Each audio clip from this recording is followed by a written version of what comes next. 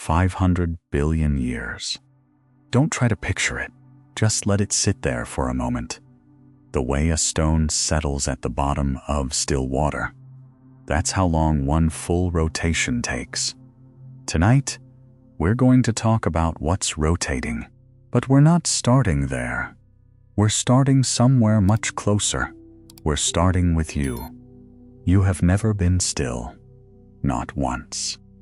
Not for a single second of your entire life. Not as a child. Not in your deepest sleep. Not in the quietest moment you've ever had. The ground beneath you has been turning since before the first ocean formed on this planet. It was turning when the first living thing drew the first breath. It is turning right now, carrying you through the dark at speeds your body will never feel, and your mind was never built to imagine. And here is the thing that took scientists a very long time to understand. That's not something to be unsettled by. That is, in fact, the most quietly comforting fact in all of science. The ancient Greek philosopher Heraclitus said Panta Rhei. Everything flows, everything moves.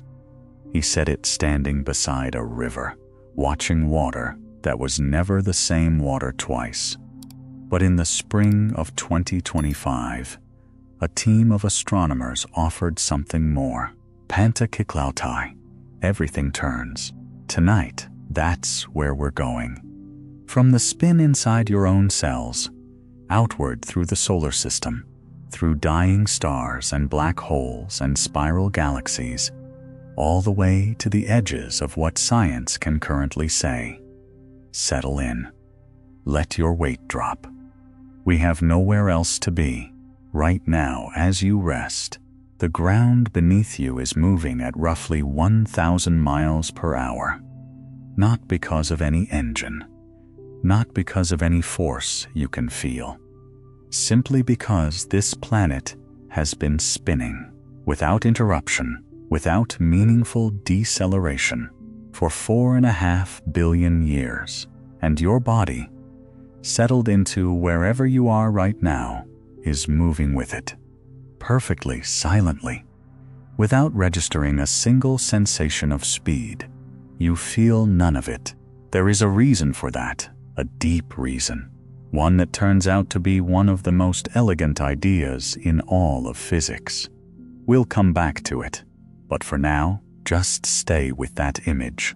You, still, quiet, the room, around you, dark, moving at 1,000 miles per hour through the night. Now imagine rising slowly above it all. The way fog lifts off a field at dawn, unhurried, drifting upward without effort. From high enough, you'd see the earth turning. A slow, ancient rotation, blue and quiet. And you'd see that the earth is also curving around the sun, not drifting aimlessly, but arcing, tracing the same path it has traced more than 4 billion times. The sun is not still either. It is sailing through the Milky Way, moving fast enough that it could circle the Earth in under 3 minutes. And the Milky Way itself, all 100 billion stars of it, is turning, slowly, grandly, like something enormous that learned to be patient a very long time ago. At every scale we have ever looked, from moons to solar systems, from galaxies to the vast invisible threads connecting galaxy clusters across hundreds of millions of light years, things are spinning, which brings us to the question that a team of researchers couldn't quite let go of. In the early months of 2025, they weren't searching for something new.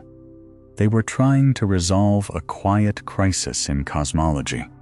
2 measurements of how fast the universe is expanding, each precise, each carefully taken, each arriving at a different answer. A disagreement that had frustrated physicists for years.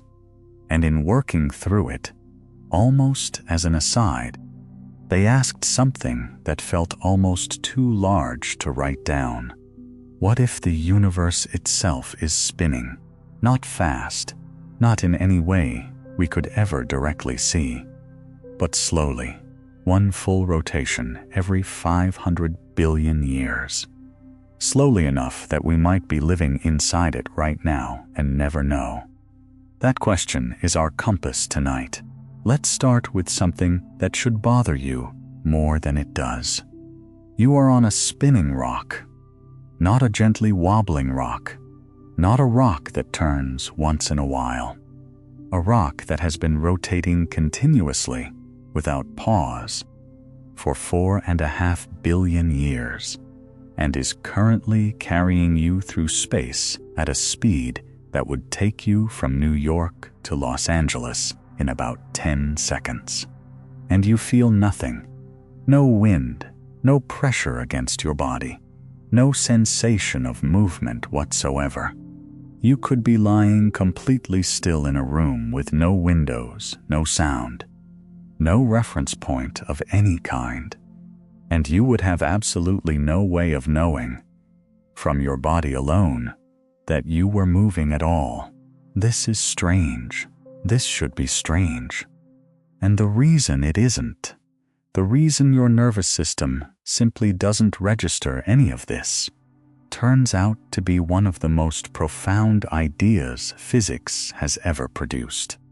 It's called inertia, but not in the way most of us learned it in school. Not just objects in motion stay in motion. Something deeper than that. Something that took human civilization until the 17th century to articulate clearly, and that physicists are still finding new dimensions of today. Here is the real idea. Your body doesn't feel speed. It only feels change in speed. Sit in a car moving at 60 miles per hour on a smooth highway, eyes closed. You feel nothing. The moment that car accelerates, or brakes, or turns, you feel it instantly. Your coffee sloshes. Your body presses into the seat. The sensation is not speed itself. It is the difference between one speed and another. The Earth has been spinning at roughly the same rate for so long. And the atmosphere, the oceans, every molecule of air in the room you're in has been spinning with it for so long that there is no difference for your body to detect. No change, no contrast. Just one vast, ancient, perfectly synchronized rotation, carrying everything together. You are not standing on a spinning rock. You are part of the spin. That distinction matters more than it sounds. And we'll come back to it, because it echoes all the way up to the largest structures in the universe. But let's stay here a moment longer, because the Earth's spin is stranger than it first appears.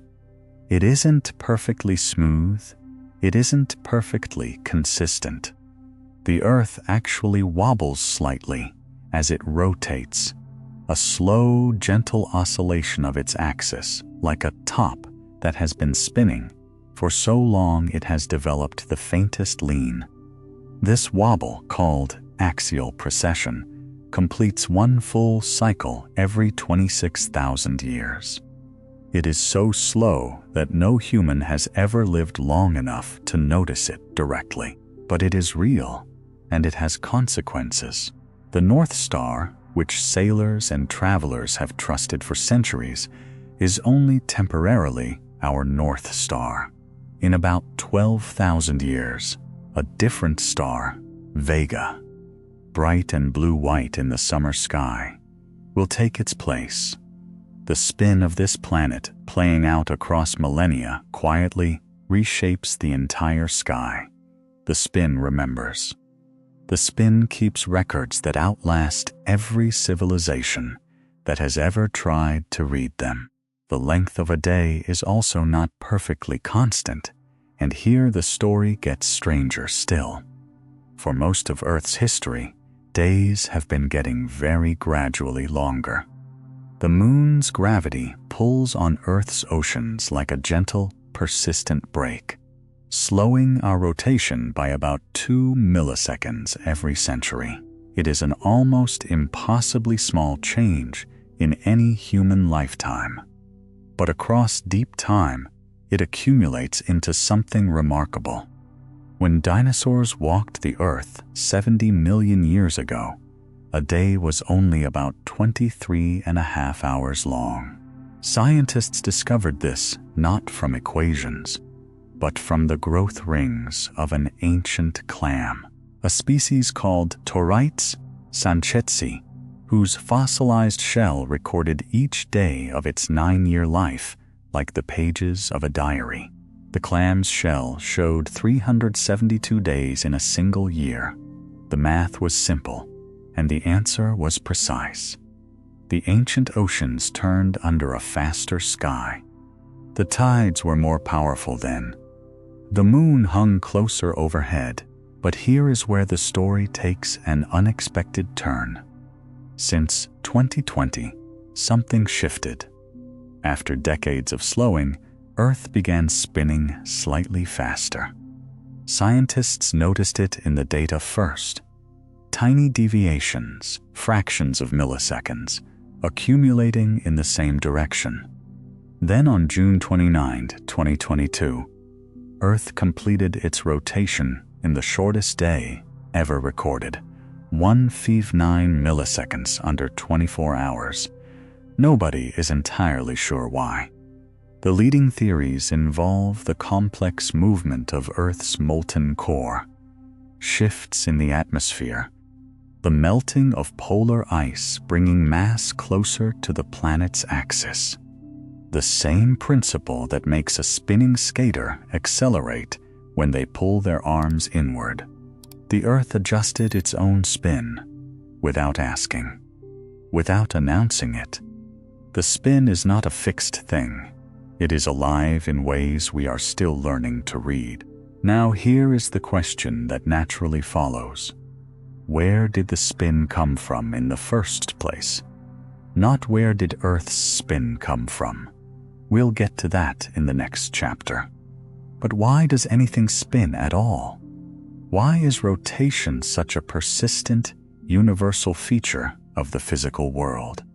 The answer lives in one of the most elegant conservation laws in all of physics: angular momentum. You've felt it without knowing its name. When a figure skater pulls their arms in close to their body, they spin faster. When they extend their arms wide, they slow. No engine, no external force. Just the geometry of their body changing, and the spin responding instantly, automatically, as if obeying a rule older than any law humans ever wrote. Because it is, angular momentum is conserved. That means in any closed system, any system where no external force is twisting things, the total amount of rotational motion stays constant. It cannot be created. It cannot be destroyed. It can only be transferred, redistributed, reshaped. The spin you carry right now, the 1,000 miles per hour rotation of this planet, is not new energy. It is not being generated by anything. It is the same angular momentum that existed in the vast cloud of gas and dust that became our solar system 4.5 billion years ago, redistributed, reshaped, but never lost. You are not experiencing a spin that started today, or last year, or in any human century. You are experiencing the echo of a collapsing cloud of gas that predates the Earth, the Sun, everything in this solar system.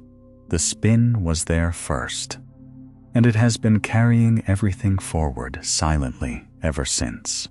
Tonight, as you rest, the Earth turns beneath you at the same rate it turned beneath the first forests, the first oceans, the first single-celled things that learned to divide and grow, a little slower than it turned under the dinosaurs. a little faster than it will turn 100 million years from now. But turning, always turning. You are not still. You are part of something that has never been still. And somehow, when you really let that in, it feels less like restlessness and more like being held. Every spin you've encountered tonight, the earth turning beneath you, the moon pulling at the tides, the days growing imperceptibly longer, all of it traces back to a single moment. Not an explosion, not a collision, something quieter than that. A cloud of gas, drifting in the dark, began to fall inward, about 4.6 billion years ago, in a region of the Milky Way not far from where our solar system sits today. A vast molecular cloud, a loose, cold gathering of hydrogen, helium, and traces of heavier elements forged in older stars, began to collapse under its own gravity. Something disturbed it. Perhaps a shock wave from a nearby supernova. Perhaps the slow accumulation of its own mass crossing a threshold. The exact trigger is still debated. But the collapse itself is not.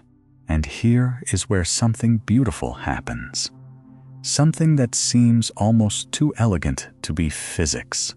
The cloud was never perfectly still. No large cloud of gas in the universe ever is. Random turbulence, asymmetries in density, the faint gravitational nudges of neighboring stars, all of these gave the cloud a very slight, almost imperceptible rotation. A barely there spin, so slow it would have taken millions of years to complete a single turn. But as the cloud collapsed, as gravity pulled its mass inward, that faint spin began to accelerate because of angular momentum.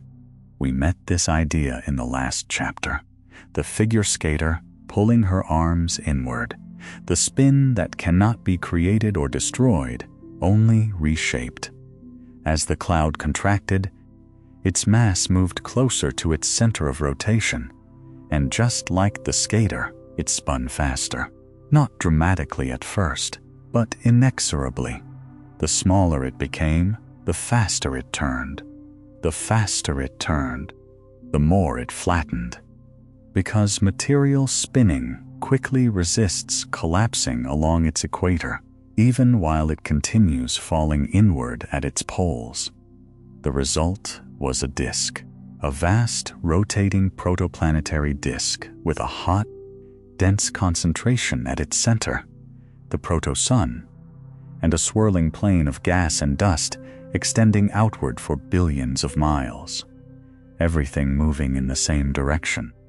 Everything turning together like an enormous, slow-motion vortex settling into shape. The planets formed within that disk, which is why, today, all 8 of them orbit the sun in roughly the same plane. Which is why most of them spin in the same direction, counterclockwise, when viewed from above the North Pole, which is why our entire solar system carries the memory of that original, tiny, barely detectable rotation in a cold molecular cloud more than 4 billion years ago. The spin was inherited, passed down, conserved. But here is where the story takes a turn that most people never hear, and that puzzled physicists for over a century. The sun contains 99.8% of all the mass in the solar system. By every reasonable expectation, it should also contain most of the spin. A collapsing cloud concentrates its mass at the center, and angular momentum follows mass. Except it didn't.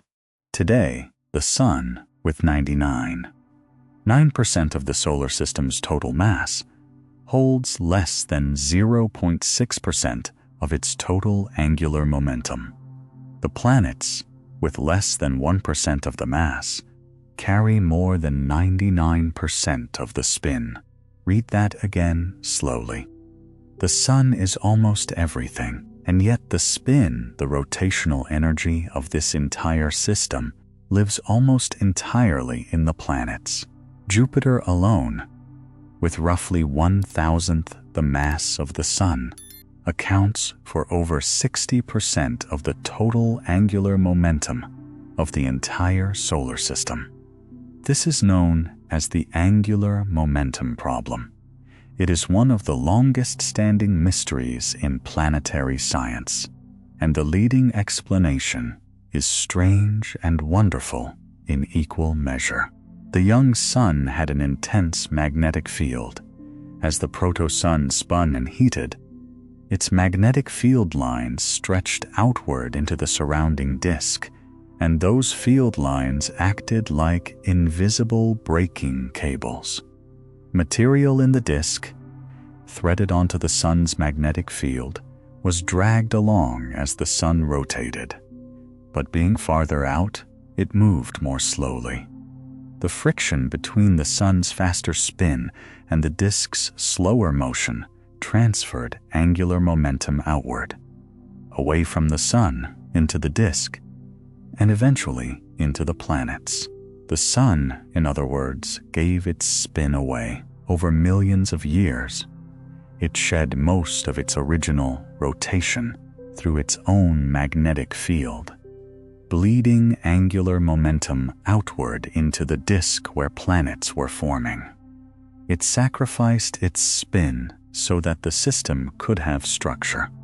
There is something almost parental about that image.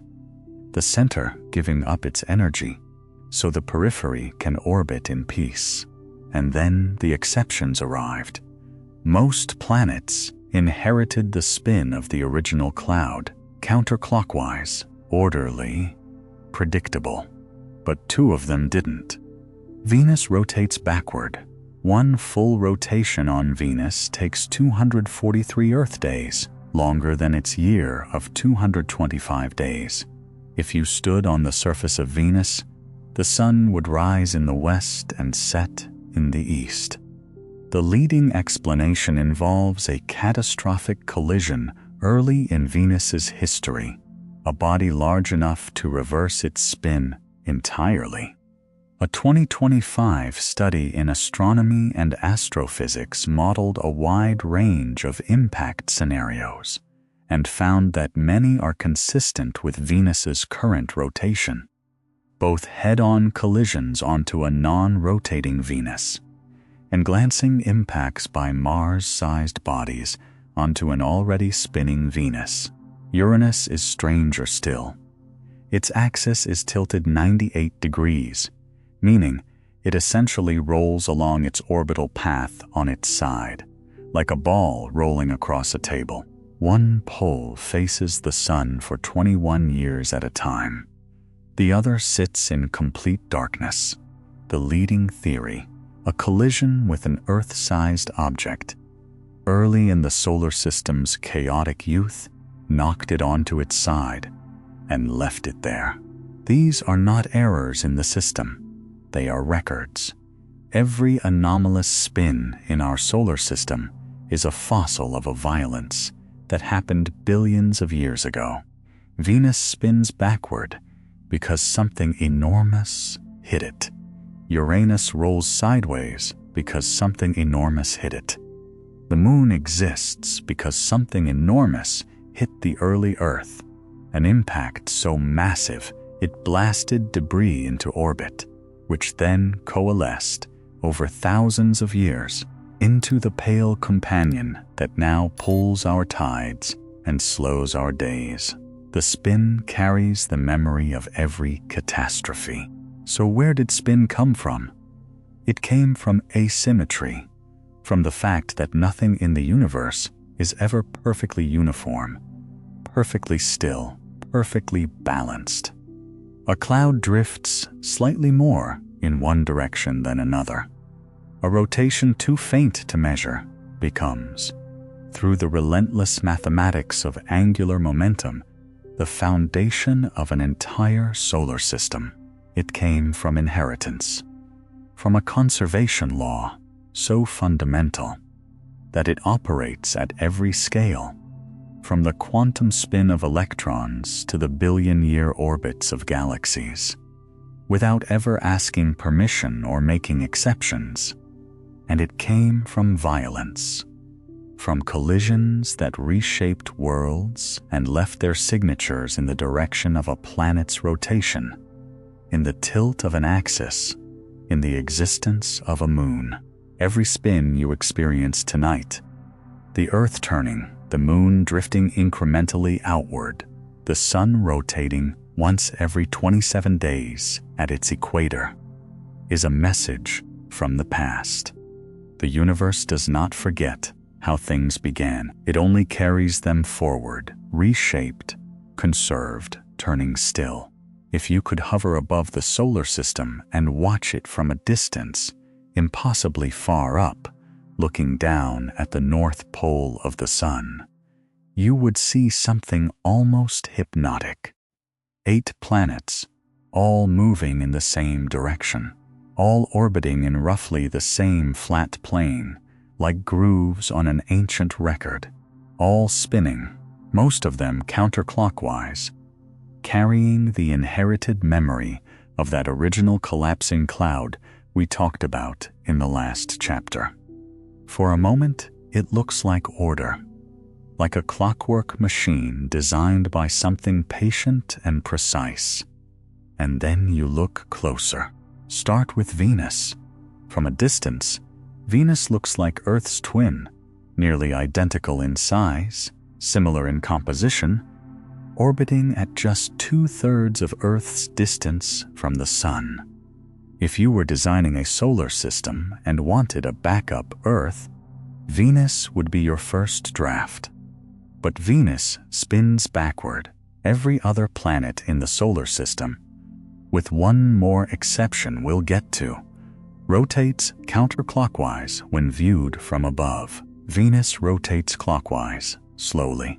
One full rotation takes about 243 Earth days. Its year, one complete orbit around the Sun, is only 225 Earth days. Venus finishes its trip around the Sun before it finishes a single spin on its own axis. It is the only planet in the solar system for which that is true.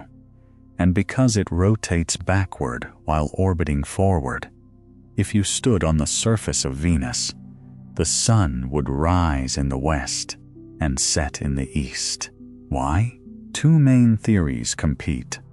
The first is a giant impact, a body roughly the size of Earth striking Venus early in its history, reversing its spin entirely.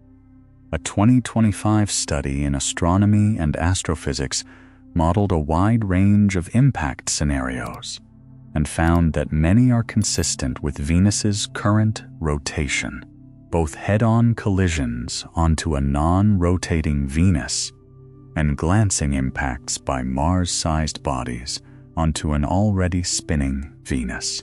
The second theory is stranger and slower.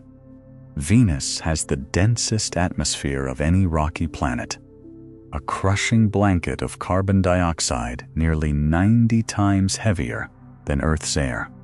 Solar heat drives powerful tidal forces through that atmosphere, creating a slow, relentless friction against the planet's surface. Over billions of years, this atmospheric braking may have gradually slowed Venus's rotation and eventually tipped it into reverse. Both may be true. A giant impact could have initiated the backward spin. The atmosphere, over billions of years, may have fine-tuned it.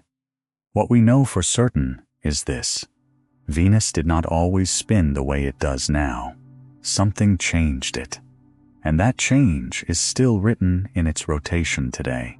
Then there is Uranus. Uranus stands out among the planets of the solar system due to its extreme axial tilt of 98 degrees, effectively making it orbit the Sun while rolling on its side. Every other planet spins roughly upright. Earth at 23.5 degrees, Mars at 25, Saturn at 27. Uranus is essentially lying down. its poles pointing east and west rather than up and down. The consequences of this are extraordinary. Because of its tilted spin and off-center orbit, Uranus experiences seasons that last about 20 Earth years each. One pole faces the sun continuously for 2 decades, while the other sits in complete darkness. Then they switch. The planet's poles receive more total sunlight over a year than its equator does, the opposite of every other planet in the solar system. For decades, scientists assumed Uranus was a cold, geologically dead world, a leftover oddity, knocked sideways and forgotten. Then in July 2025, a team of researchers from the University of Houston overturned that assumption. Using decades of spacecraft observations and computer models, they found that Uranus emits more heat than it receives from the sun, meaning it still carries internal warmth from its ancient formation. Voyager 2 had missed it entirely during its 1986 flyby. The planet had been hiding its warmth all along. What knocked Uranus sideways? Astronomers long attributed it to a series of giant impacts in the early solar system. But newer research suggests a different possibility. A massive moon that fell into orbit around Uranus gravitationally destabilized the planet over millions of years and eventually crashed back into it. Computer models calculate that over time, this moon would have tilted Uranus to nearly 80 degrees, after which a chaotic gravitational dance between planet and moon pulled it to its current 98 degrees. The moon vanished into the planet it created, and Uranus has been rolling sideways ever since. Venus spinning backward, Uranus rolling on its side. These are not errors in the solar system's design. They are not glitches. They are evidence. Every anomalous spin in this solar system is a scar from the early era of planetary formation, a period astronomers call the Late Heavy Bombardment, when the young solar system was chaotic and violent, full of planetary bodies on unstable orbits, colliding, merging, shattering, and reshaping each other. Most of those collisions left no survivors. The objects that struck Venus and Uranus were absorbed, vaporized, incorporated. They don't exist anymore as separate things, but their angular momentum, the force and direction of their impacts, was never destroyed. It was absorbed into the spin of the planets they hit. It lives there still. Billions of years later, in the direction a planet rotates and the angle at which it tilts. This is what angular momentum conservation actually means at the largest scales. It doesn't just mean spin continues. It means every collision leaves a permanent signature in how something turns. The universe keeps receipts, and so the solar system is not the perfect clockwork machine it first appeared to be from a distance. It is a record of everything that happened to it. The orderly planets, Earth, Mars, Jupiter, Saturn, Neptune, turning counterclockwise, roughly upright, inheriting their spin cleanly from the original nebula. And then Venus, spinning backward in its own time, and Uranus, rolling sideways through the dark, carrying warmth from its formation that we only just confirmed in 2025. Each one telling a different story. Each story written in spin. The solar system's dance is not imperfect because something went wrong. It is imperfect because things happened. Real things, violent things, things that left marks. And marks, when you know how to read them, are the most honest kind of record there is. Tonight, as you drift, The planets continue their dance, each spinning at the angle history gave them, each carrying forward the momentum of collisions that ended billions of years ago. Nothing forgotten, nothing lost, only carried quietly in the direction of a turn. Everything we've talked about so far, the Earth turning at 1,000 miles per hour, Venus spinning slowly backward, Uranus rolling sideways through centuries of darkness. All of it has been, by the standards of the universe, rather gentle. Now we go somewhere else entirely. When a massive star, something between 8 and 30 times the mass of our Sun, runs out of fuel, it doesn't fade quietly. It collapses. In a fraction of a second, its core implodes under its own gravity, crushing a mass greater than the Sun into a sphere roughly 12 miles across. Then the outer layers, falling inward, bounce off this newly formed core and explode outward in one of the most violent events the universe produces, a supernova. What remains at the center is called a neutron star, and neutron stars spin, not gently, not slowly, not in the manner of planets and moons finding their ancient rhythms over billions of years. They spin the way only something that has just experienced the most catastrophic compression in stellar physics can spin. Think of the figure skater again, pulling her arms inward, accelerating her rotation now. Imagine a star the size of the Sun, rotating perhaps once a month in its final days, suddenly collapsing to an object the size of a city. Every bit of angular momentum it possessed concentrated into something 12 miles wide. The math is almost too extreme to absorb. A star that once took weeks to complete a single rotation now completes hundreds of rotations every second. The record holder, as of 2025, is a pulsar called PSR J1748-2446 AD. It spins at 716.35 times per second, 42,981 revolutions per minute. Let that settle for a moment. 716 complete rotations every single second. For comparison, the blades of a kitchen blender at full speed complete somewhere between 250 and 500 rotations per second. The fastest pulsar we've ever found spins faster than that, and it has been doing so without pause for billions of years. But the number alone doesn't capture the strangeness. At that spin rate, the surface of PSR J1748-2446 AD moves at nearly a quarter of the speed of light. The equator of an object 12 miles across is traveling at roughly 70,000 kilometers per second. Not the speed of a spacecraft, not the speed of a particle in a collider. A quarter of the fastest speed that physics permits anything to travel. This is a surface, a place where, if the laws of physics permitted anything to stand, you would be moving at 24% of the speed of light just by standing still.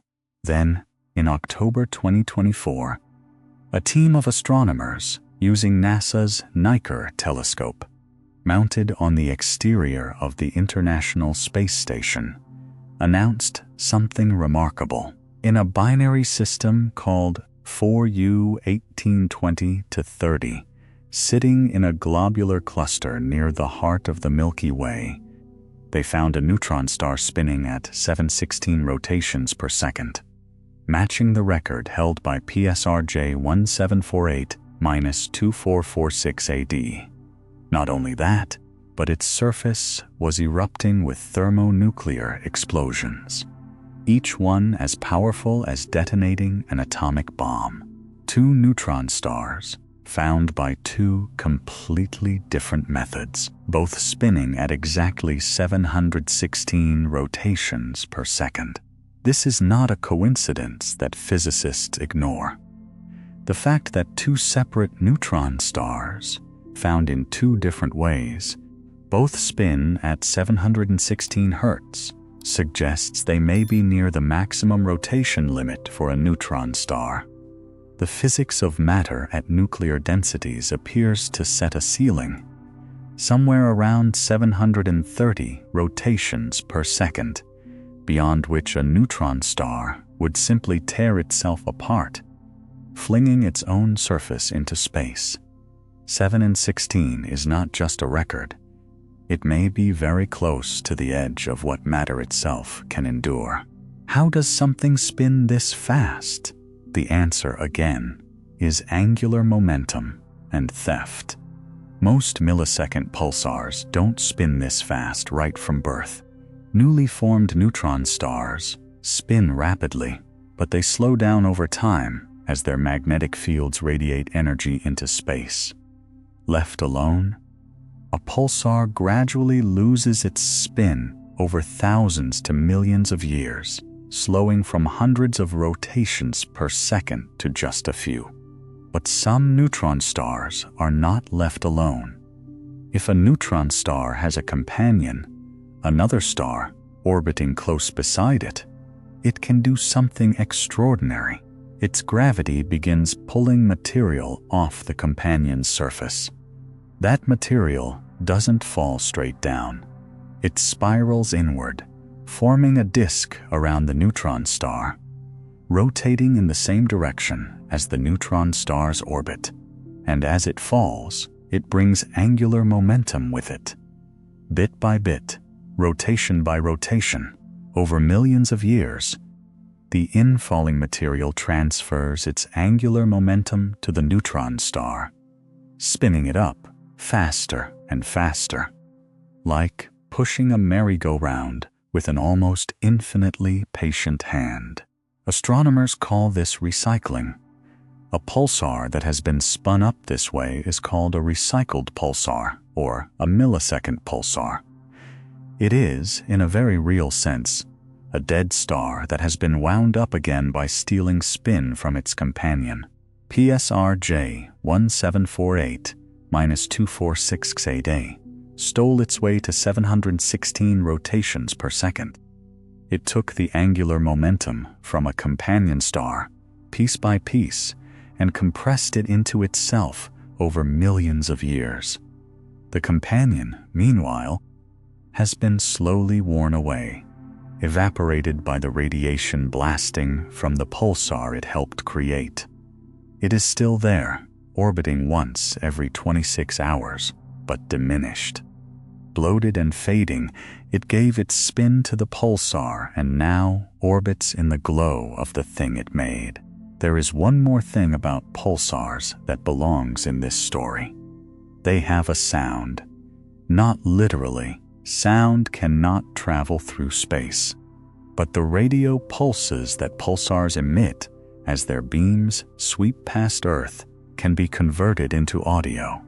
And when they are, they produce something that is difficult to describe and impossible to forget. A perfectly regular, rhythmic beat. Not random noise, not chaos. A pulse so precise that some millisecond pulsars keep time better than the atomic clocks humans have built. Astronomers use them as natural timekeepers, as a kind of galactic GPS, helping map our position in the Milky Way through the precision of their timing. A dead star spinning at a quarter of the speed of light, keeping better time than anything on Earth. There is something almost unbearably poignant about that. A star that exploded, that went through the most violent transformation the universe offers, and emerged from it as a clock, patient, precise, still turning, still counting, still broadcasting its rhythm into the dark. The spin didn't stop when the star died. It intensified. Angular momentum conserved through collapse, through theft, through billions of years of patient acceleration. And somewhere in a globular cluster 28,000 light-years away, a city-sized object is completing 716 full rotations every second, its surface moving at a quarter the speed of light, sending out its steady pulse, tick, tick, tick, into the silence between the stars. Still spinning, still counting. Everything we've discussed until now has been spin in the conventional sense. An object turning on its axis, carrying angular momentum through time. The Earth spins. Stars spin. Pulsars spin so fast, their surfaces approached the speed of light. But there is a category of spin so extreme that it does something none of those can do. It spins space itself. In 1915, Albert Einstein published his general theory of relativity, a description of gravity not as a force, but as a curvature in the fabric of spacetime. Mass bends spacetime. The more mass, the more bending. That's gravity. But Einstein's equations also predicted something stranger, something that took decades to fully appreciate. A spinning mass doesn't just curve spacetime, it drags it. Like a heavy ball spinning inside a vat of honey, a rotating massive object pulls the spacetime around it into motion, dragging it along in the direction of the spin, the way water is pulled around a drain. The technical name for this is the Lense-Thirring effect, after the two Austrian physicists who first worked out its mathematics in 1918. But the common name is more evocative and more accurate. Frame dragging. The frames, the very coordinates of space and time in which things exist, are being dragged. For most objects, this effect is almost impossibly subtle. Earth's frame dragging is real and measurable. NASA's Gravity Probe B satellite confirmed it in 2011, but so small that it causes a gyroscope in orbit to precess by only about 39 milliarcseconds per year, the thickness of a human hair seen from a mile away. But for black holes, frame dragging becomes something else entirely, a rotating black hole, described by what physicists call the Kerr metric, after New Zealand mathematician Roy Kerr, who solved Einstein's equations for spinning black holes in 1963, has a region outside its event horizon where frame dragging is not a subtle perturbation. It is total. This region is called the ergosphere. Inside the ergosphere, space-time itself is rotating, not matter orbiting space-time, not objects being pulled. The coordinates of space, the very geometry of where things are in motion. And because of this, nothing inside the ergosphere can remain stationary relative to a distant observer. Not a spacecraft, not a particle of light, not empty space. To stand still inside the ergosphere, you would need to move faster than light in the opposite direction. Since that is impossible, everything inside the ergosphere is carried along. Resistance is not merely futile, it is physically meaningless. There is no such thing as stillness there. The spin of the black hole has made stillness impossible in an entire region of space. Now consider what is sitting at the center of our own galaxy. Sagittarius A, the supermassive black hole at the heart of the Milky Way, is spinning so quickly that it is warping the space-time surrounding it into a shape that resembles an American football. A study published in 2024 using data from NASA's Chandra X-ray Observatory and the Very Large Array found something remarkable. Sagittarius A/D, spinning with an angular velocity about 60% of the maximum possible rate of spin, a limit set by the constraint that nothing can travel faster than light, and with an angular momentum of about 90% of the maximum possible value. Think about what that means geometrically. Looking down on a spinning black hole from above, spacetime around it is circular. But viewed from the side, it is squashed, flattened into a football shape. The faster the spin, the flatter the football. The black hole at the center of your galaxy is spinning so fast that space itself around it is no longer spherical. It has been physically deformed by the rotation. And this is not a distant abstraction. Sagittarius A is 26,000 light-years away, which in cosmic terms is our own backyard. The ergosphere of this black hole, the region where space-time itself rotates, extends beyond the event horizon into the surrounding space.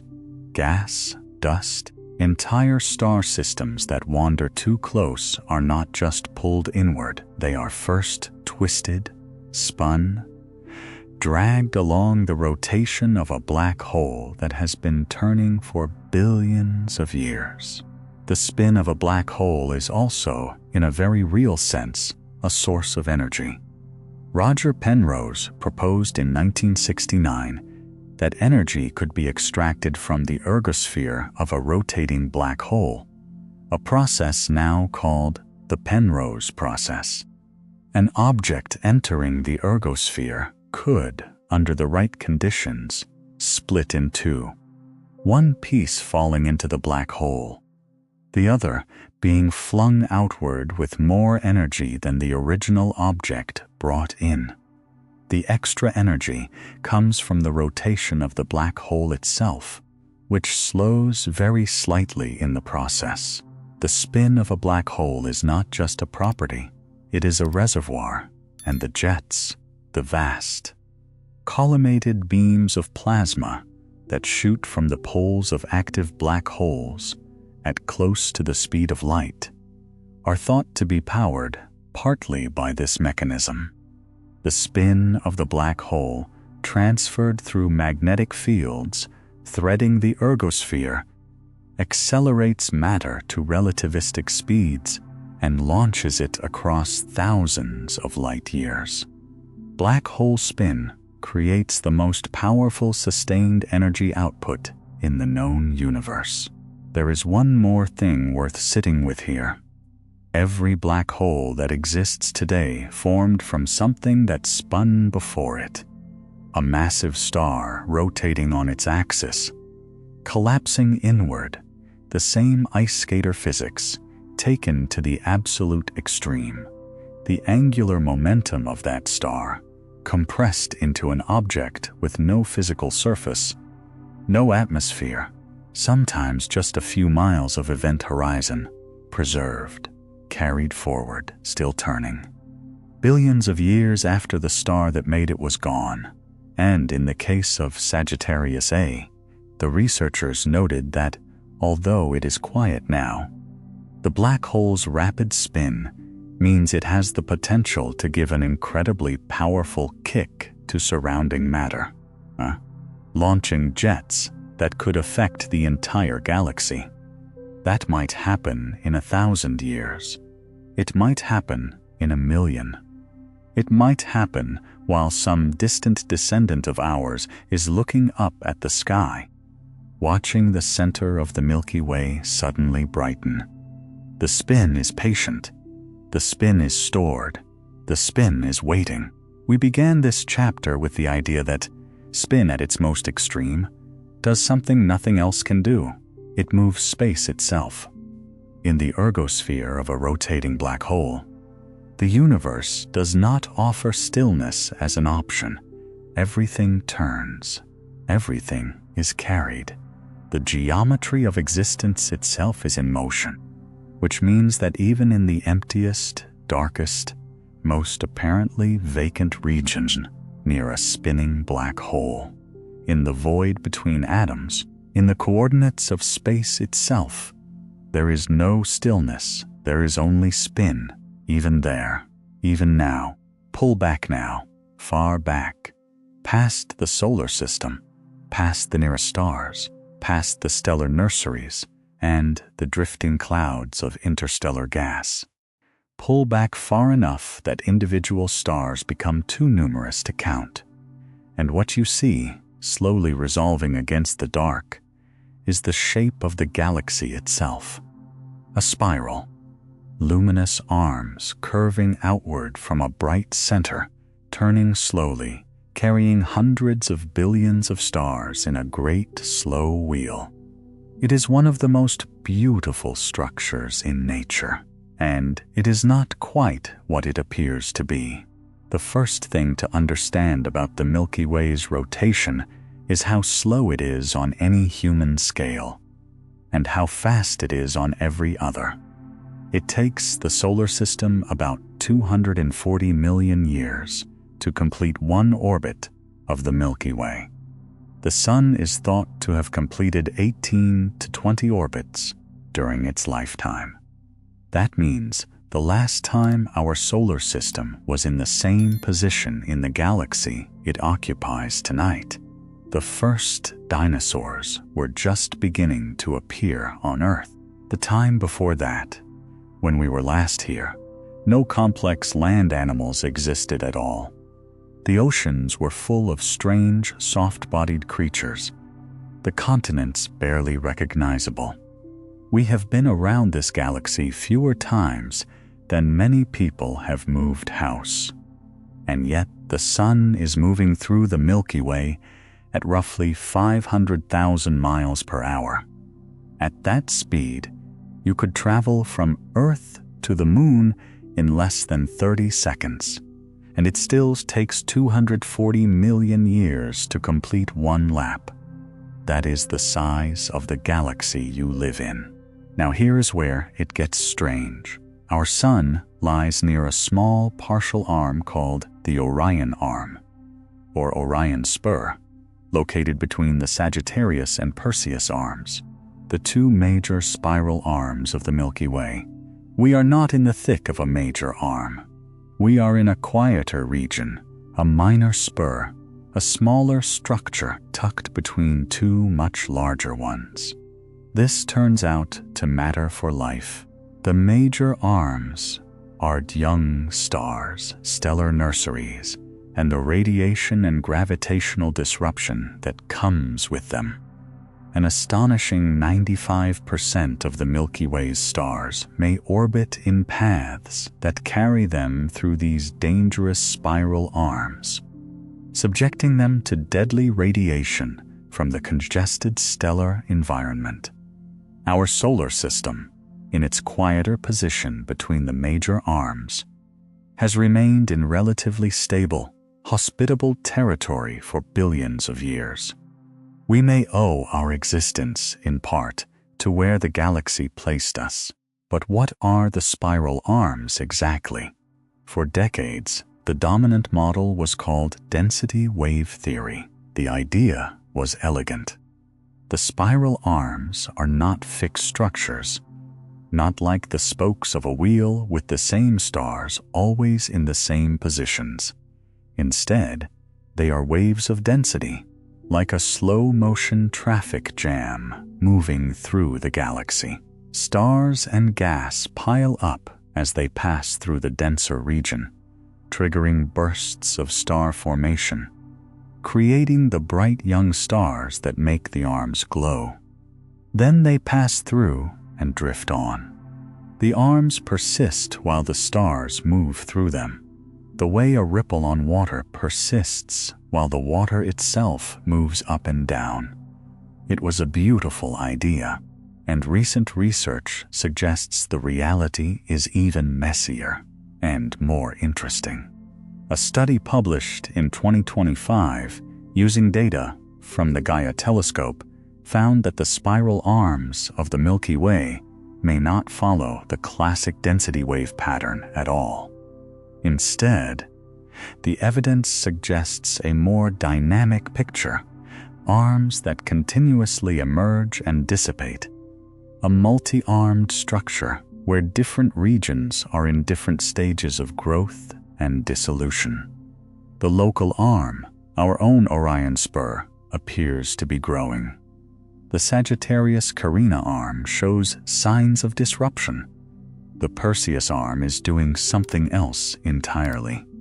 The spiral arms are not a permanent architecture. They are a process. Something the galaxy is continually doing, rather than something it has. And the galaxy itself is not the flat, stable disk it appears to be from a distance. Data collected by the European Space Agency's Gaia telescope show that our galaxy is not only rotating and wobbling, but also sending out a vast wave that travels outward from its center, stirring the motion of stars across distances of tens of thousands of light years. In the 1950s, astronomers discovered the disk of the Milky Way is warped, not flat, but bent at its edges like the brim of a hat left in the rain. In 2020, Gaia found this warped disk also wobbles over time, slowly oscillating like a spinning top losing its balance. And now, in research published in 2025, a giant wave has been found rippling outward through the disk, stars rising and falling across vast distances, the whole structure in slow, complex motion that astronomers are still working to understand. The Milky Way is not a wheel. It is a living, pulsing, rippling structure, rotating, wobbling, waving all at once. There is one more thing about the galaxy's rotation that deserves a quiet moment. Because the Milky Way does not rotate like a solid disk, like a vinyl record, where the outer edge moves faster than the inner. It rotates differentially, with different parts moving at different speeds. Stars near the center orbit faster. Stars in the outer disk orbit more slowly. The spiral arms, such as they are the visible signature of this differential rotation. The way different speeds create patterns over time, the way cream stirred into coffee forms swirls before it dissolves. The pattern you see in a spiral galaxy is, in a sense, what differential rotation looks like from the outside. It is the visible shape of the fact that the inside of the galaxy moves differently from the outside. Spin, made visible across 100,000 light years. Tonight, the galaxy continues its slow turn. The sun moves through the Orion spur at 500,000 miles per hour, tracing the same vast ellipse it has traced 20 times before. The spiral arms emerge and dissolve over hundreds of millions of years. The disk wobbles. A great wave moves outward through the stars. None of it will change detectably in your lifetime, and yet none of it is still. The galaxy, like everything else in this story, has never stopped turning. We've traveled far tonight, from the Earth turning beneath you to the solar system's ancient inheritance, to stars spinning at a quarter the speed of light, to black holes dragging space itself around their event horizons, to a galaxy that wobbles and ripples as it turns. All of it has been, in a sense, out there. Now we come back, all the way back, past the room, past the body, past the cell, past the molecule, into the smallest territory physics has ever mapped. Because spin doesn't stop at the scale of planets and stars and galaxies. It goes all the way down to you. Start with the ground you're standing on. Right now, beneath you, deep beneath the crust, beneath the mantle, at the center of this planet, there is an ocean of liquid iron, not still, not quiet, swirling, churning, driven by heat escaping from the core and deflected by the planet's rotation into vast, slow spirals. This swirling liquid iron is electrically conductive, and when electrically conductive material moves through a magnetic field, it generates electric current, and electric current generates magnetic field. The two processes feed each other, an ongoing self-sustaining loop, producing the magnetic field that wraps around the entire planet. The magnetosphere, the invisible shield that deflects the solar wind, that protects the atmosphere from being stripped away, that makes the aurora borealis bloom at the poles. All of it is generated by spin, by the rotation of the planet transferring itself into the motion of liquid iron miles underground, producing a field that extends tens of thousands of miles into space. Earth's spin doesn't just move the planet, it protects every living thing on it.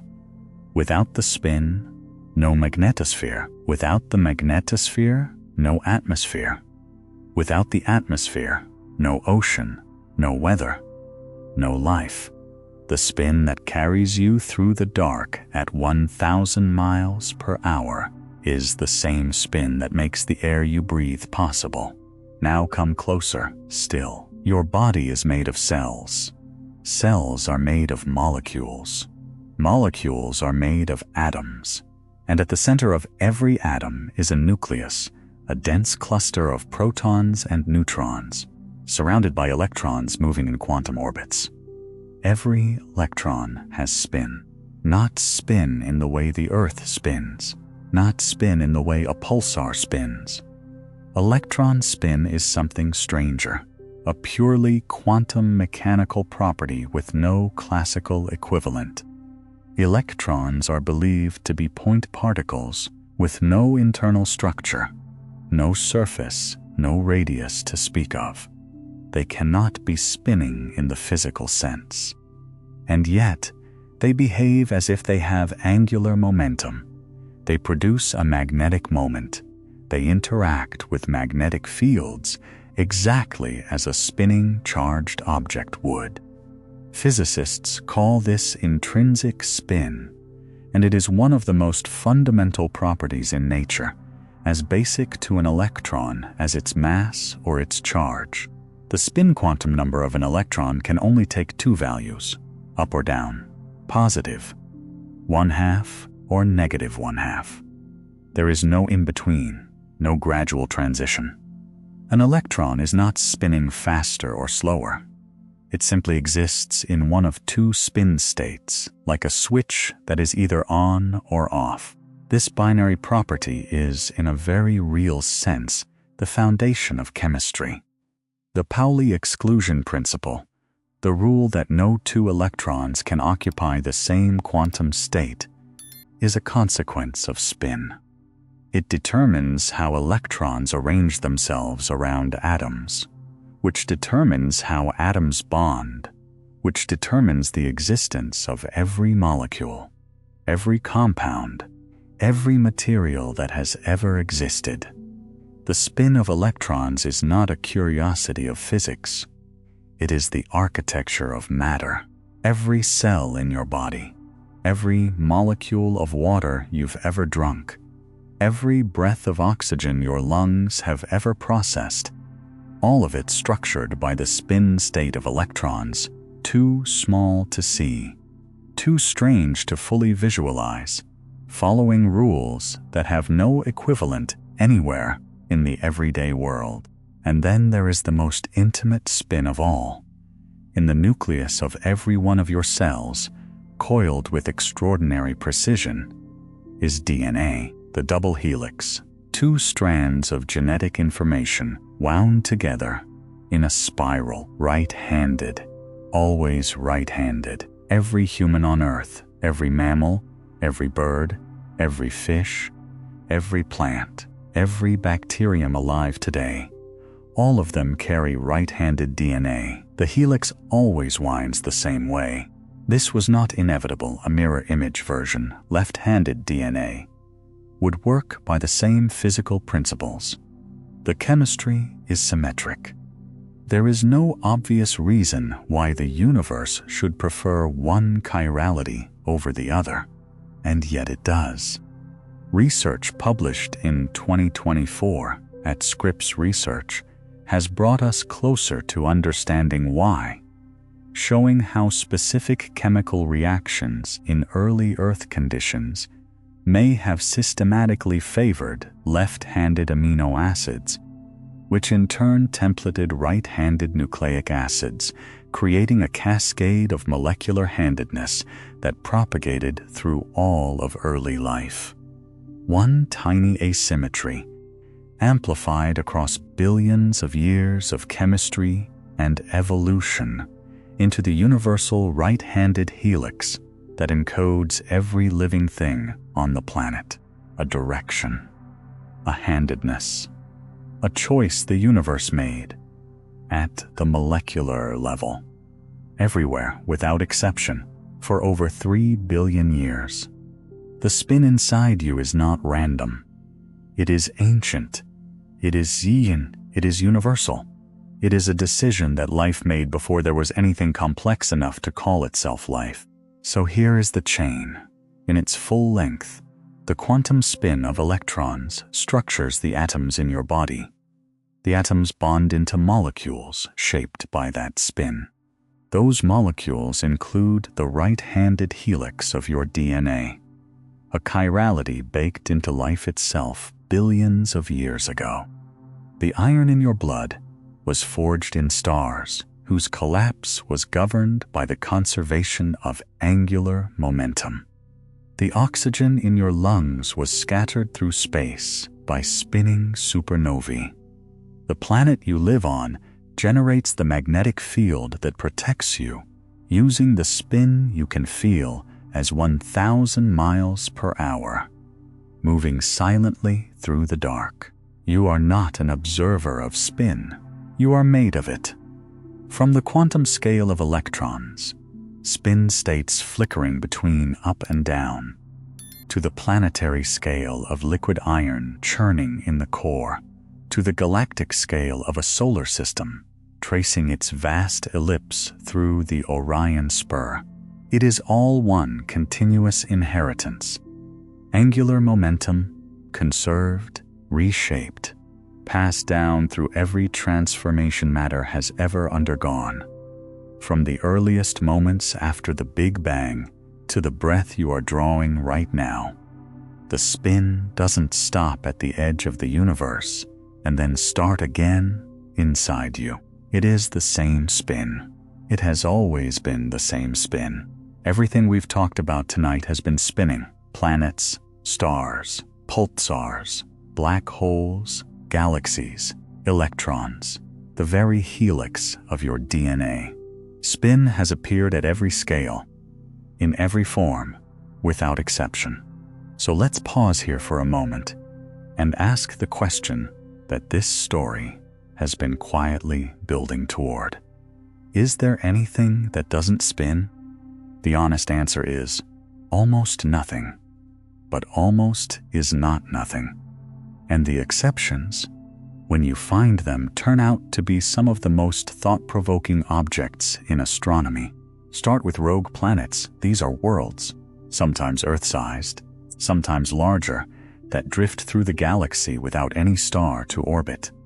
No sunrise, no sunset, no seasons, just an endless dark, broken only by the faint light of distant stars too far away to warm anything. We have been finding more of them recently. In January 2025, a team led by astronomers at Peking University published the first confirmed measurement of both the mass and distance of a rogue planet, designated KMT 2024 BLG 0792, roughly Saturn-sized, drifting through space about 10,000 light-years from Earth, near the heart of the Milky Way. In 2025, the European Southern Observatory found a rogue world 620 light-years away, that appears to be actively consuming gas and dust from its surroundings, growing at a rate that scientists had never observed before. The galaxy, it turns out, may contain billions of these wanderers, perhaps more rogue planets than stars. Now, do they spin? Probably some do, carrying angular momentum from whatever system they were ejected from. But unlike planets orbiting stars, whose spins are continuously shaped by tidal forces, gravitational interactions, magnetic fields, rogue planets have none of those ongoing influences once they are free. They spin at whatever rate their last encounter left them, with nothing to push them faster or slower. Some may have been spinning for billions of years in near-perfect isolation, their rotation rate almost perfectly preserved from the moment they were flung into the dark. Others may barely spin at all. A planet ejected at exactly the wrong angle from a chaotic gravitational encounter could carry almost no net angular momentum. It would drift, nearly inert, not counting days, not dividing its existence into light and dark, just moving through a silence so complete that the word stillness almost fits. Then there are tidally locked worlds. These are planets that orbit so close to their stars that gravity has pulled them into a permanent face-off. One hemisphere always in daylight, the other always in night, the planet completing one rotation in exactly the time it takes to complete one orbit. The Moon does this with Earth. It rotates once for every orbit, which is why we always see the same face. The same principle applies to planets orbiting close to small, cool stars. And those stars, red dwarfs, are by far the most common type of star in the galaxy, the TRAPPIST-1 system. 7 rocky planets orbiting a dim red star 39 light-years away likely contains multiple tidally locked worlds. The planets orbit so close and so fast that tidal forces have probably synchronized their rotation to their orbit over billions of years. For these planets, there is no spin in the conventional sense. One side of each world faces its star forever. The terminator, the line between eternal day and eternal night, is fixed. These worlds do not rotate relative to their star. Day never breaks. Night never ends. And yet, as research has continued, the picture has grown more complex. Studies of the TRAPPIST-1 system suggest that the gravitational interactions between the 7 planets themselves may occasionally push individual worlds out of perfect tidal lock, causing brief, chaotic periods of slow rotation before gravity pulls them back into synchrony. Stillness, even here, is not absolute. It is a tendency, not a rule. And then there are the objects that slow themselves down. Sunlight exerts a tiny pressure on everything it touches. On an asteroid rotating in space, this pressure, absorbed, re-radiated, accumulating over centuries, can gradually alter the spin rate in a process called the Yorp effect. NASA's OSIRIS-REx mission found that asteroid Bennu is actually speeding up due to this effect, gaining about 1 second per century. Other asteroids, depending on their shape and composition, slow down. Given enough time, sunlight alone can change the rotation of a world. The universe offers no true stillness. Even the things that appear motionless are being nudged, year by year, toward some new spin state, faster or slower, wobbling, adjusting, responding to the constant pressure of light and gravity, and the slow physics of time. So why does any of this matter? Because the exceptions illuminate the rule. Rogue planets, drifting spinless through the dark, remind us that spin is not inevitable. It is inherited. It comes from somewhere. It requires a history of interactions, collisions, gravitational encounters, the whole violent choreography of solar system formation. A world with no spin is a world that was somehow robbed of its history, or never had one to begin with. Tidally locked worlds remind us that spin can be taken, that gravity, given enough time and closeness, will transfer angular momentum away, will synchronize a planet to its star until the planet forgets it ever turned at all. And the Yorp effect reminds us that even light, even the gentle, weightless pressure of photons, participates in the universe's endless redistribution of spin. Nothing is truly still. Everything is either spinning, or in the process of being persuaded to spin, or in the process of being slowed. The question is never whether something spins. The question is always, what happened to it? We have come a long way tonight, from the Earth turning beneath you, through pulsars and black holes, through spiral galaxies and the spin inside your own cells, through the few strange objects that barely spin at all. And now we arrive at the question this entire journey has been building toward. Not whether planets spin, or stars, or galaxies, but whether everything, the whole observable universe, the totality of space and time, and matter and energy, is itself rotating. For most of modern cosmology, the answer has been assumed to be no.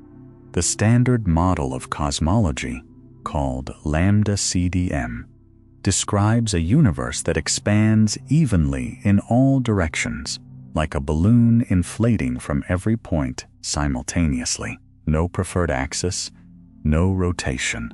The universe in this model looks the same in every direction on the largest scales.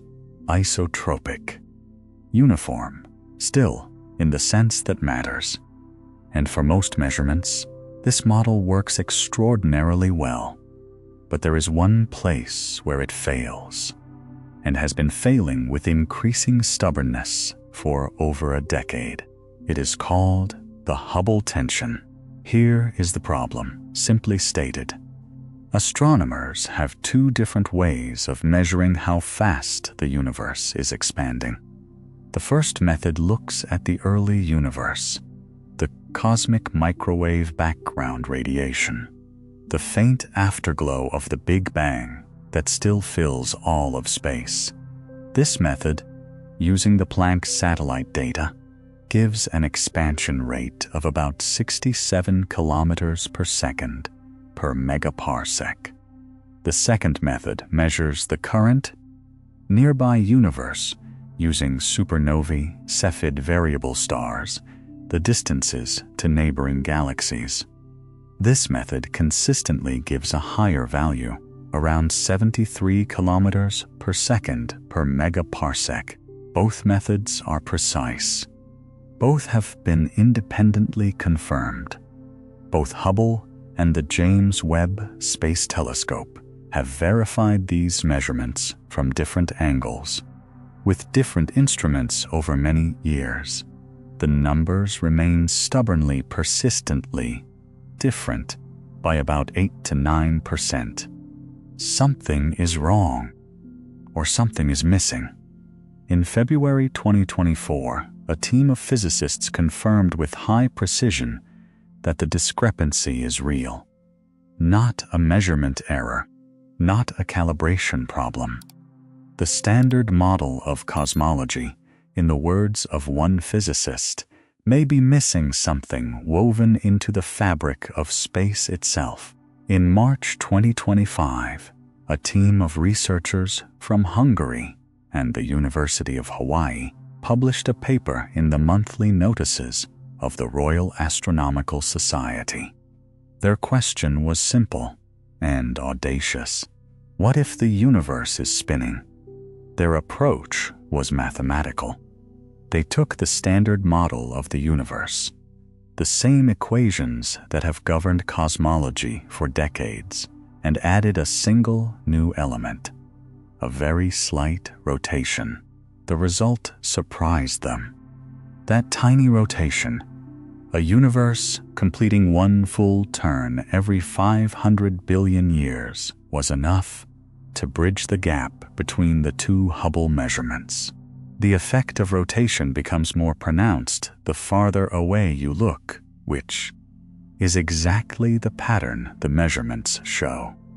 Nearby universe and distant universe give different expansion rates not because one measurement is wrong, but because rotation causes space to expand slightly differently in different directions, with the effect accumulating over billions of light years. The universe, if it is spinning, is doing so at nearly the maximum rate consistent with physics, just slow enough that we haven't detected it directly, just fast enough that it may have been quietly distorting our measurements of the cosmos all along. But here the story opens into something almost vertiginous. If the universe is spinning, what is it spinning around? On Earth, the axis runs from pole to pole. For a pulsar, the axis is the line between magnetic poles. For a galaxy, it is the center. But the universe, as far as we can observe it, has no center. It has no edge. It has no outside against which a rotation could be defined in the ordinary sense. And yet, physics permits this. A rotating universe does not require an outside reference point the way a spinning top does. The rotation is encoded in the geometry of spacetime itself. It is not that the universe is spinning relative to something else.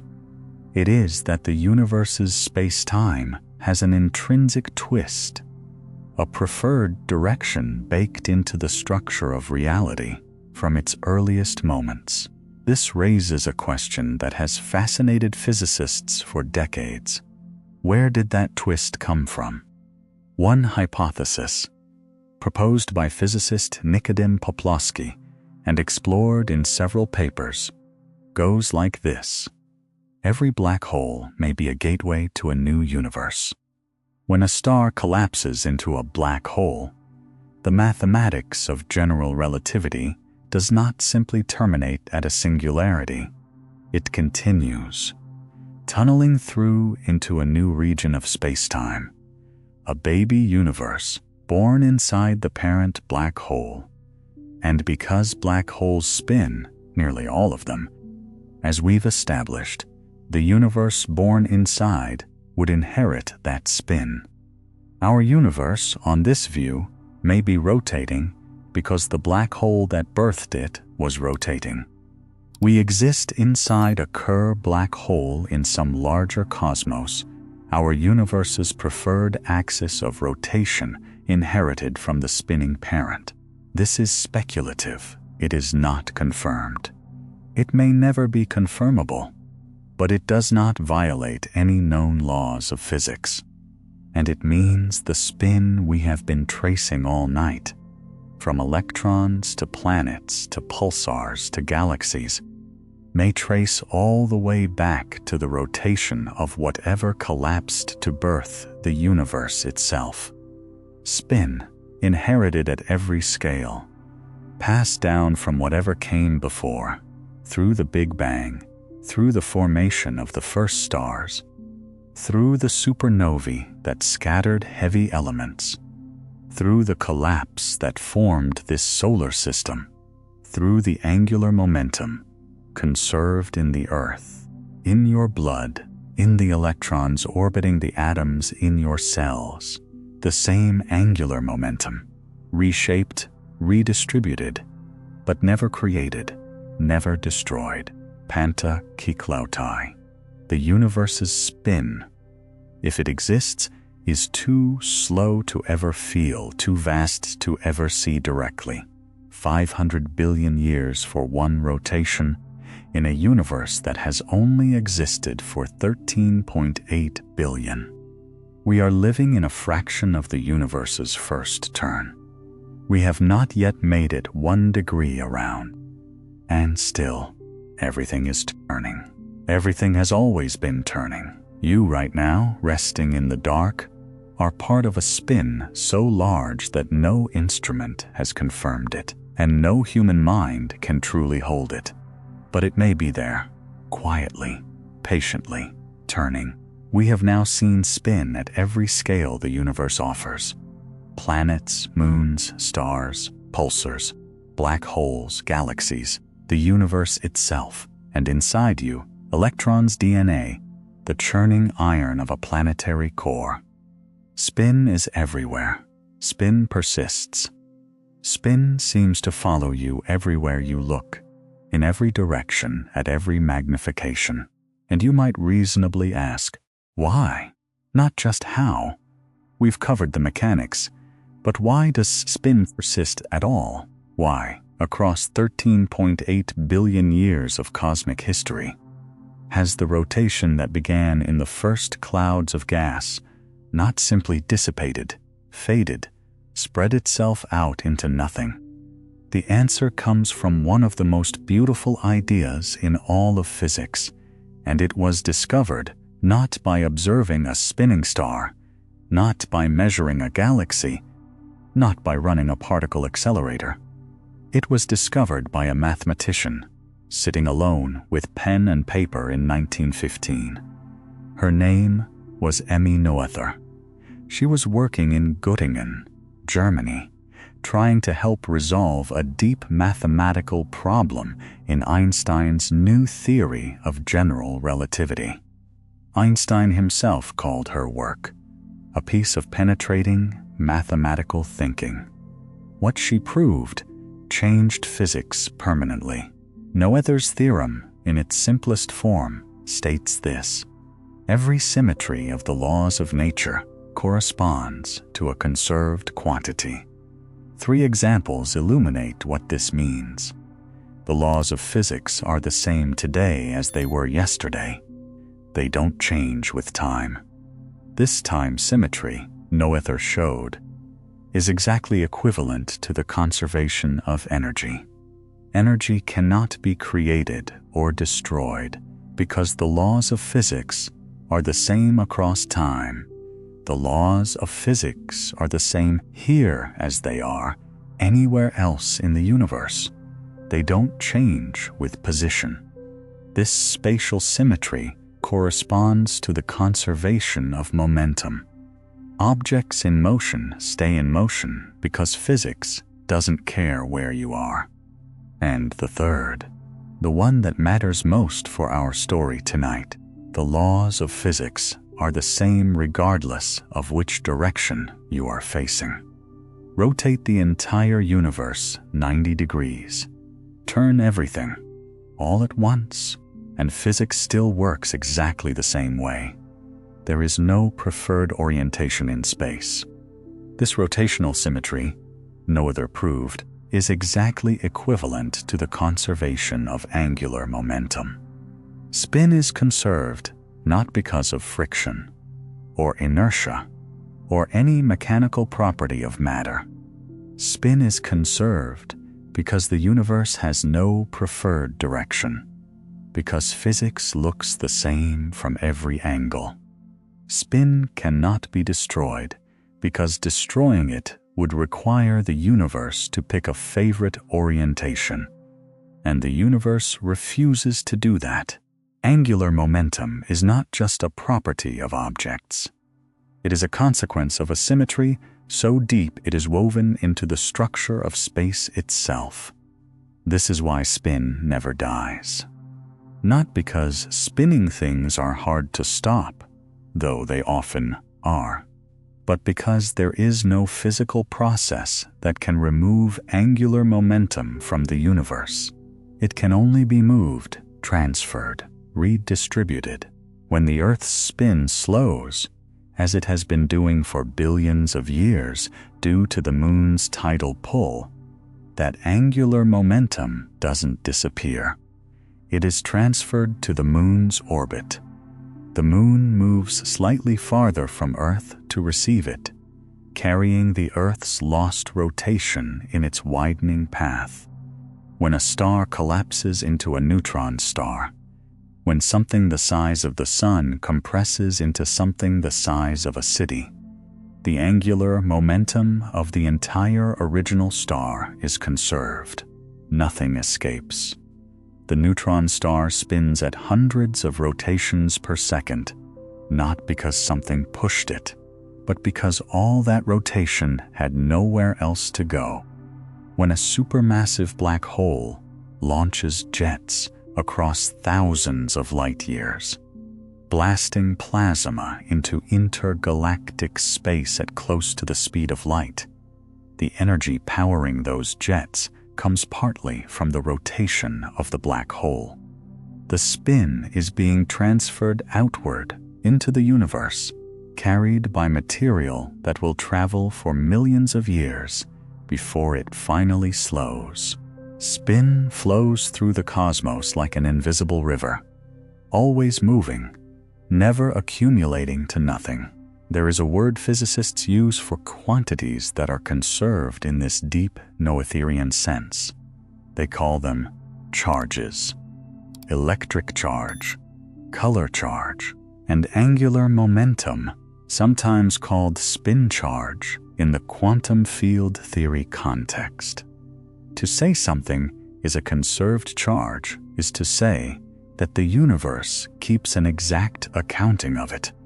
Every unit created somewhere must be balanced by a unit destroyed somewhere else.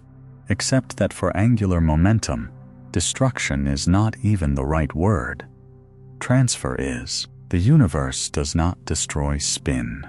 It passes it along, from the first asymmetries in the primordial gas clouds, to the spinning protosun, to the rotating planets that formed from the disk, to the tides the Moon raises on those planets, to the slow transfer of rotation from Earth to Moon, month by month across billions of years, to the eventual fate of the Sun as it ages and sheds its outer layers, carrying angular momentum with them into space, where it will eventually find some new home in some new structure, billions of years from now. The spin that was here at the beginning is still here now. Different shapes, different scales, different objects carrying it, but the same total angular momentum, in the same universe conserved since before any planet existed to turn around any sun. Tonight, as you rest, the Earth carries angular momentum that belonged to an interstellar cloud before this solar system existed. Your body carries angular momentum in every electron, orbiting every atom in every cell. The air in the room carries it. The walls do. The planet beneath you does. None of it is original to you, or to Earth, or to this solar system. All of it is borrowed from something older, and none of it will ever be lost. Emmy Noether showed us that this is not an accident. It is not a coincidence. It is a mathematical necessity, as necessary as the fact that physics is the same today as it was yesterday, as certain as the fact that the universe has no preferred direction. Angular momentum is eternal, not because spinning things are stubborn, but because the universe is symmetric, and the universe has always been symmetric, and that symmetry is the closest thing to permanence that physics has ever found. We have spent this entire journey tracing spin through physics, through the mechanics of angular momentum, through the mathematical elegance of Emmy Noether, through pulsars and black holes and a slowly turning universe. And now, in this final chapter before we land, let's ask a different kind of question entirely, not a physics question, not a cosmology question, a human one. Why does spin feel like peace? Look across human history, and you find circles everywhere. Tibetan monks spend weeks creating mandalas, intricate, geometric, circular patterns, only to sweep them away when finished, the destruction itself part of the practice. The word mandala comes from Sanskrit, meaning simply circle. The Lakota medicine wheel, the Celtic wheel cross, the Buddhist Dharma wheel, the rose windows of Gothic cathedrals, the Sufi whirling dervishes, spinning on the spot in meditative rotation, the ancient stone circles of Britain and Ireland, built by cultures we barely understand, aligned with the turning sky. Across every tradition, in every era, human beings who needed to represent wholeness, completion, the sacred, the eternal, reached for the circle, for the shape that has no beginning and no end. This is not coincidence, and recent science suggests it is not merely cultural. Researchers studying mandala coloring as a therapeutic tool have found something specific and repeatable. The geometric structure of the circle itself appears to carry anxiety-reducing properties. In clinical studies published in 2024, patients coloring circular symmetric patterns showed significantly greater reductions in anxiety than patients coloring unstructured designs. The effect has replicated across different populations, different settings, different levels of artistic experience. The circle does something. The circular pattern does something. Something about the closed, returning, no beginning, no end geometry of it quiets the mind in a way that other shapes don't. There may be a neurological explanation. The vestibular system, the structures in your inner ear that sense rotation and balance, is deeply connected to mood regulation. Research has found that rotational movements produce comforting, pacifying effects on mood, while translational movements, straight-line accelerations, tend to produce alertness and vigilance. Your brain is wired, at a deep level, to associate rotation with settling down. You spent 9 months before birth floating in fluid, rotating gently as your mother moved. Every time a parent has rocked a distressed infant, circular rhythmic motion, they were using what the infant's nervous system already knew. Circular motion means held. Circular motion means safe. This is something you knew long before you had words. And then there is what psychologists call the overview effect, the profound shift in perception reported by astronauts who have seen the Earth from space, the smallness of human concerns, the fragility and beauty of the planet, the sense of belonging to something larger. What triggers this shift is not simply distance. It is rotation, watching the Earth turn, slowly, silently, unstoppably, against the black. Something about witnessing that turn, that ancient rotation, produces what researchers describe as a specific emotion: awe. Awe is not wonder at a magic trick. Awe is the specific response the human nervous system has when it encounters something vast enough to require a recalibration of scale. And that recalibration, researchers have found, reliably reduces activity in the brain's default mode network, the part responsible for self-referential thought, rumination, and anxiety. The part keeps asking, what did that mean? What should I have done? What happens next?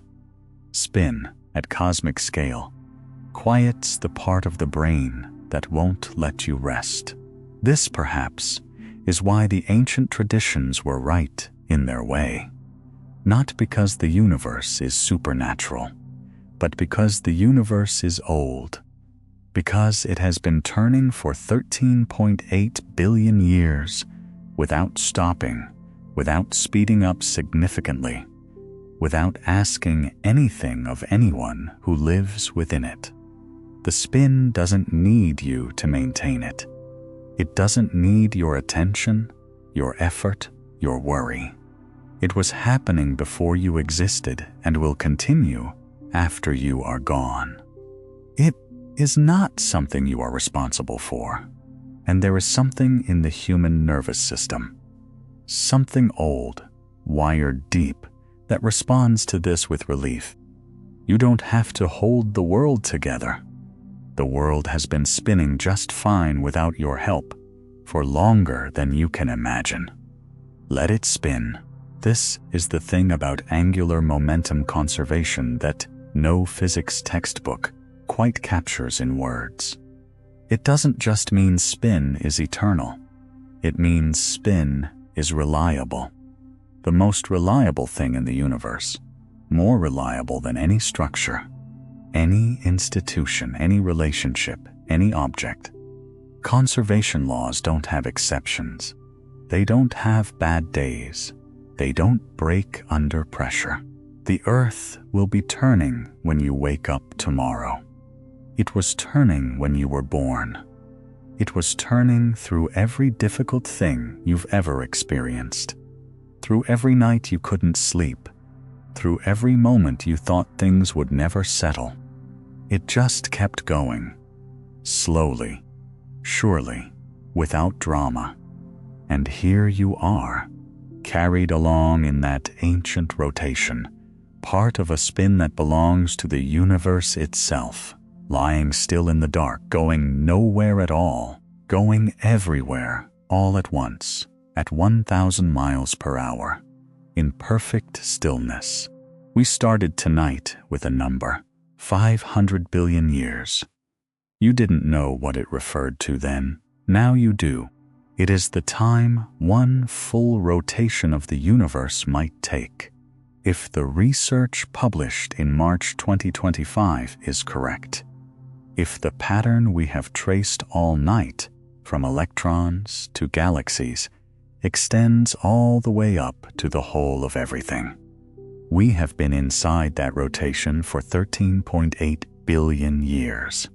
We have not yet traveled 1 degree around. Let's take a moment to look at what we've actually traced tonight. We began with your body, moving at 1,000 miles per hour in a room that felt perfectly still. We found that this spin carries a memory, 4.6 billion years old, inherited from an asymmetric cloud of gas that collapsed before anything in this solar system existed. We found that Venus spins backward, carrying a scar from a collision so ancient it predates the formation of Earth's oceans. That Uranus rolls sideways, carrying the ghost of a moon that tipped it over and then crashed back in. That every anomalous spin in this solar system is a fossil of a violence that no longer has any trace except in the direction of rotation. We found pulsars spinning 716 times per second, their surfaces moving at 1/4 the speed of light. Dead stars wound up again by stealing angular momentum from companions they slowly consumed. We found black holes that don't just attract, they drag space itself around them. That the black hole at the center of our own galaxy is spinning so fast, it has deformed the shape of the space-time surrounding it into something resembling a football. We found our galaxy wobbling and rippling, sending waves outward through hundreds of billions of stars. We found that the galaxy's spiral arms may not be permanent structures at all, but ongoing processes, continuously emerging and dissolving. We found spin in your DNA, in the electrons orbiting the atoms in your cells, in the liquid iron churning miles beneath your feet, generating the magnetic field that holds the atmosphere to this planet and makes life possible. And we found that all of this, every rotation at every scale, is conserved by a symmetry so deep it is indistinguishable from the structure of space itself. Rotation is eternal, not because matter is stubborn, but because the universe has no preferred direction, because physics looks the same from every angle, because Emmy Noether proved in 1915 that a universe without preferred orientation must conserve its spin forever, without exception, without loss. Pantarei, said Heraclitus. Everything flows. Pantakiklutai, said Sapudi, paraphrasing him across 25 centuries. Everything turns. What is the difference between flowing and turning? A river flows, and what it carries eventually reaches the sea and is dispersed, diluted, lost to the vastness of the ocean. Flowing ends somewhere. Flowing has a destination it cannot return from, but turning has no destination. Turning is the motion. Every point on a circle is a destination and a departure simultaneously. There is no arrival and no loss. This is what spin offers that no other motion does. Not progress towards something, not movement away from something, just the ongoing, self-enclosed, self-completing motion of rotation, going neither toward nor away, simply continuing. The Earth is not traveling to a destination. It is turning. The galaxy is not going anywhere. It is turning. The universe, if it spins, is not heading somewhere. It is turning. And you, right now, in the dark, perfectly still, are turning with all of it. Not carried somewhere, not leaving anything behind, just part of the oldest motion there is. And now the journey draws to a close. We have traveled from the ground beneath you to the edge of the observable universe. From the spin of electrons to the possible rotation of space-time itself. From the rock inside your body, iron forged in ancient stars, now churning at the core of the planet, to the quiet asymmetry in a primordial gas cloud that set everything in motion 4.5 billion years ago. From the question of why anything spins, to the understanding that spin is what the universe is made of, not metaphorically, not poetically, literally, as a mathematical consequence of the fact that space has no preferred direction. So tonight, as you rest, the Earth turns beneath you at 1,000 miles per hour, carrying the same angular momentum it has carried since before the first ocean formed, somewhere 28,000 light-years away. Sagittarius A spins at 60% of the maximum speed physics permits, warping the spacetime around it into a shape no human eye has ever seen.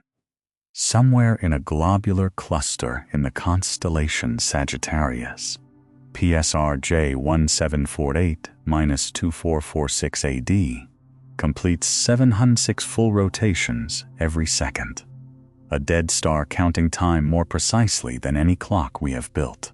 Somewhere at the edge of the observable universe, the light of a galaxy that formed when the universe was less than 1 billion years old is still traveling toward us, carrying the angular momentum of a spiral that formed and turned and turned and turned while everything we know was still in the future.